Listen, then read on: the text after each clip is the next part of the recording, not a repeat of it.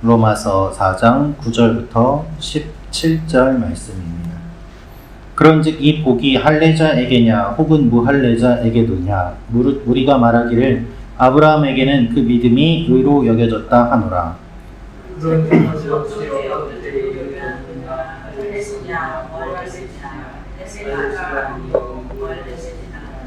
그가 할례의 표를 받은 것은 무할례 시에 믿음으로 된 의를 인친 것이니 이는 무할례자로서 믿는 모든 자의 조상이 되어 그들도 의로 여기심을 얻게 하려 하심이라. 또한 할례자의 조상이 되었나니 곧 할례 받을 자에게뿐 아니라 우리 조상 아브라함이 무할례 시에 가졌던 믿음의 자취를 따르는 자들에게도 그러하니라. 아브라함이나 그 후손에게 세상의 상속자가 되리라고 하신 언약은 율법으로 말미암은 것이 아니요 오직 믿음의 의로 말미암은 것이니라. 상속자이면 믿음은 헛것이 되고 약속은 파기되었느니라. 율법은 진노를 이루게 하나니 율법이 없는 곳에는 범법도 없느니라. 그러므로 상속자가 되는 그것이 은혜에 속하기 위하여 믿음으로 되나니 이는 그 약속을 그 모든 후손에게 굳게 하려 하심이라. 율법에 속한 자에게뿐만 아니라 아브라함의 믿음에 속한 자에게도 그러하니 아브라함은 우리 모든 사람의 조상이라. 같이 읽겠습니다. 시작. 기록된 바 내가 너를 많은 민족의 조상으로 세웠다 하심과 같으니 그가 믿은 바 하나님은 죽은 자를 살리시며 없는 것을 있는 것으로 부르시는 이시니라. 아멘. 오늘 말씀도 계속해서 바울이 율법에 대해서, 할례에 대해서 이야기를 하고 있습니다. 오늘 말씀을 통해서 우리가 알 수 있는 내용이 있습니다. 그것은 첫째로 할례는 표시일 뿐입니다 라는 것입니다. 할례는 표시일 뿐입니다. 9절, 10절 말씀 제가 다시 읽어드리겠습니다. 그런즉 이 복이 할례자에게냐 혹은 무할례자에게도냐 무릇 우리가 말하기를 아브라함에게는 그 믿음이 의로 여겨졌다 하노라. 그런즉 그것이 어떻게 여겨졌느냐 할례시냐 무할례시냐 할례시가 아니요 무할례시니라. 죄를 지었지만 그 죄의 대가를 누군가가 대신 지불해 주는 것, 그것이 은혜이고 복임을 바울은 이야기하고 있습니다. 우리가 지은 죄로 우리가 죽을 수밖에 없는데 예수님이 돌아가심으로 말미암아 우리의 죄를 용서받게 된 것입니다. 이것이 바울이 가장 먼저 깊이 경험한 은혜이고 또한 그가 전하는 복음의 내용입니다. 바울은 예수 믿는 사람들을 잡아 죽이던 사람입니다. 그는 유대인의 율법을 가장 우선시하였고 또한 예수 믿는 사람들은 이 율법을 어기는 사람들이라고 생각하여서 죽이는 것이 마땅하다고 여겼습니다. 하나님을 모독하는 행위라고 생각하였던 것입니다. 가장 하나님을 사랑한다고 하였지만 가장 원수지는 일들을 한 바울이었기 때문에 그는 은혜의 원리를 잘 알고 있습니다. 바울이 예수님을 믿고 난 이후에 교회 공동체에 들어오는 것이 불가능하였지만 바나바, 아나니아, 베베 같은 사람들이 바울을 지지해 줌으로 말미암아 그가 공동체에서 사역을 할 수 있게 되었던 것입니다.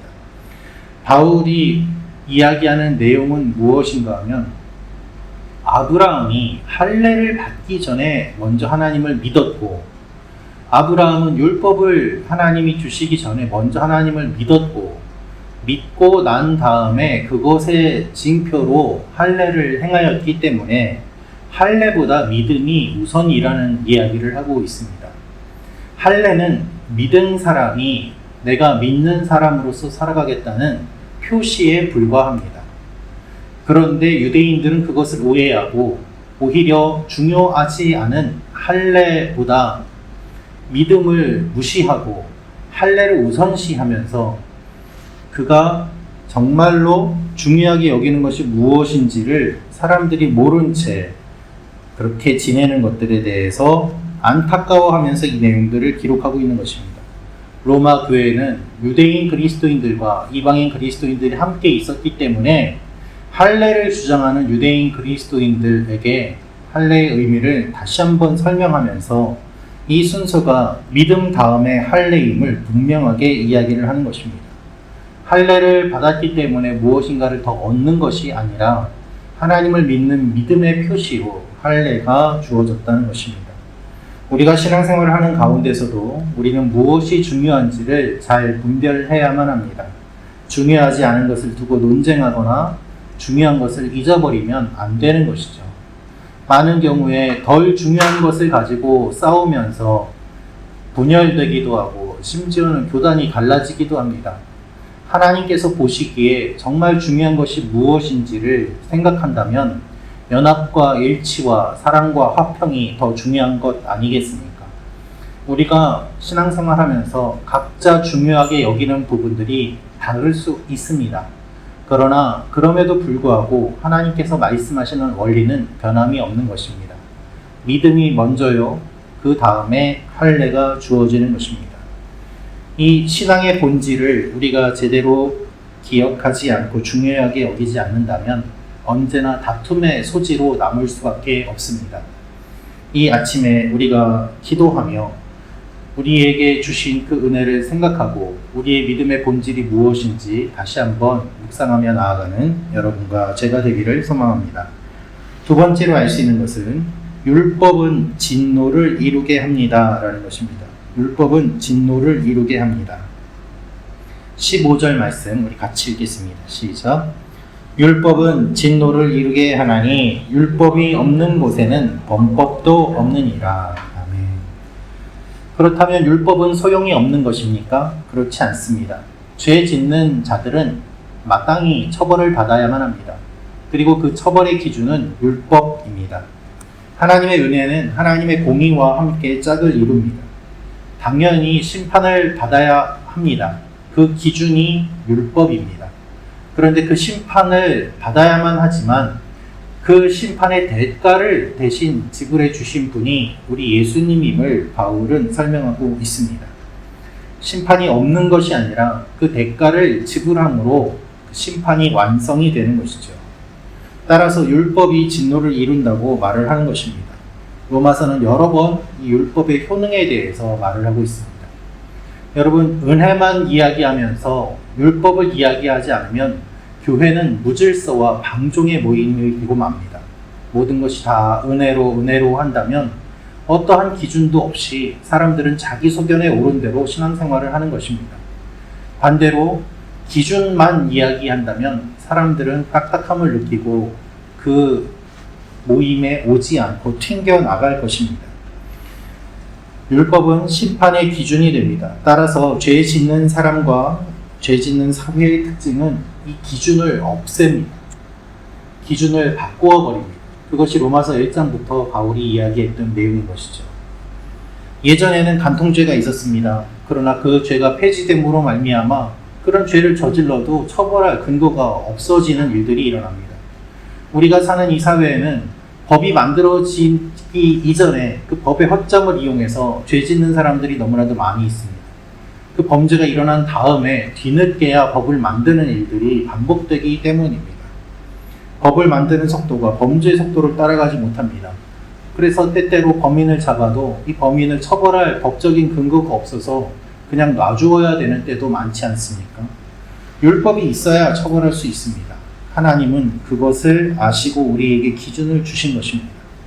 하나님이 주신 이 기준이 있음을 기억하면서 우리는 분명히 이 기준을 잘 따르며 살아야만 합니다. 그래야 법을 어기지 않고 지낼 수 있는 것입니다. 슬프게도 많은 경우에 십계명조차 모른 채 신앙생활을 하는 사람들도 있습니다. 십계명도 지키지 않으면서 다른 것으로 하나님 앞에 나아가려고 하는 사람들도 있습니다. 우리가 하나님의 말씀을 잘 알아야 하는 이유가 바로 이것입니다. 오늘도 우리에게 주신 신앙의 본질을 기억하며 기도하며 나아가는 여러분과 제가 되기를 원합니다.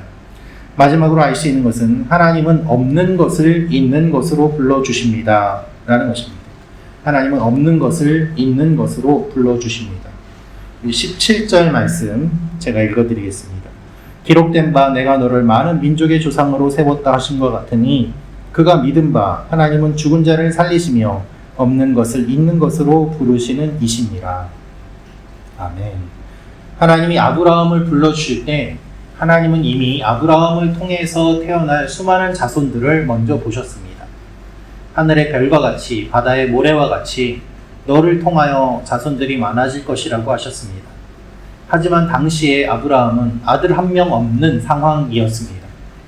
아들 한 명도 없는 그 아브라함을 주님이 찾아오셔서 하늘의 별과 같은 자손을 약속하셨습니다. 아브라함은 보지 못하였지만 하나님은 이미 보시고 말씀하신 것입니다. 그리고 아브라함을 그것을 보시고 불러주셨습니다.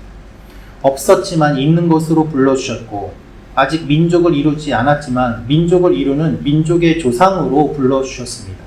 그래서 아브라함 한 개인으로 부르셨지만 이 아브라함 개인이 아니라 민족의 조상으로 믿음의 조상으로 불러주심으로 말미암아 그 일들이 그대로 진행되는 것을 우리는 보게 됩니다. 믿음의 조상이기 때문에 아브라함은 이방인들의 조상이 되기도 합니다. 예수 그리스도를 믿는 모든 사람들의 조상으로서 어떻게 예수를 믿어야 되는지, 어떻게 하나님을 믿어야 되는지 본이 되는 것입니다. 이방인들이 유대인이 아니라고 하더라도 그들이 하나님을 믿으면 약속의 자녀가 되는 것을 하나님이 이미 아시고 아브라함을 통하여서 그 약속을 먼저 선포하신 것입니다. 그래서 이것이 아브라함을 불러주신 하나님의 마음입니다. 유대인들만을 위한 조상이 아니라 모든 믿는 자들을 위한 조상이 됨을 선포하신 것이죠. 바울이 그래서 이방인들에게도 복음을 전할 수 있었던 것입니다.